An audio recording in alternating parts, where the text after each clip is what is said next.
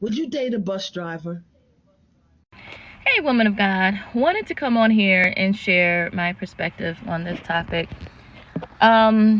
Actually, I'm kind of excited that we're talking about this because I feel like this is a pivotal point in our community that we as women and even as men who are really listening and not just initially being offended, if we really take time to listen to each other, then we all benefit and can grow together.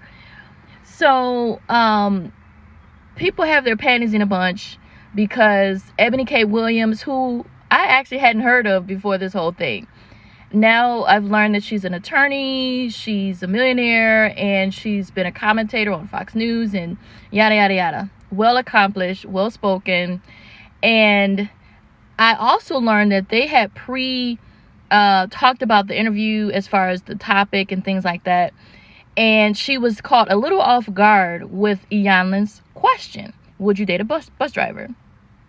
However, I appreciate her honest response regarding her own personal choice because it was a personal question for her.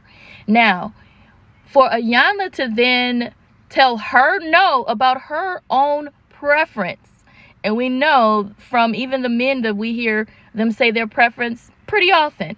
I prefer not a single woman. I prefer a certain weight. I prefer this, that, the other.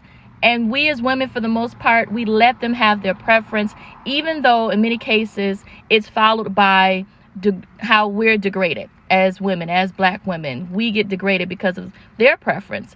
However, when we have a preference, or in this case, Eboni states her preference, she's shamed for her personal preference.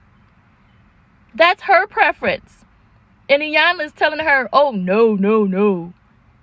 Iyanla, you can have your preference. She can have hers. However, we know that Iyanla comes from a generation where her old school preference, where the men weren't providers and the women took care of the men, or at least in her case, in her history and her past marriages, that didn't work.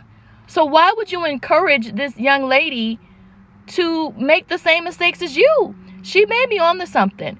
And I do agree that she is promoting ascension for men and women because the statistics show that women are advancing further. So instead of arrested development, let's all grow together. It's not too late. Men level up, then you can be a viable choice for any woman and you can be happy and grow together. That's all. Have a blessed day.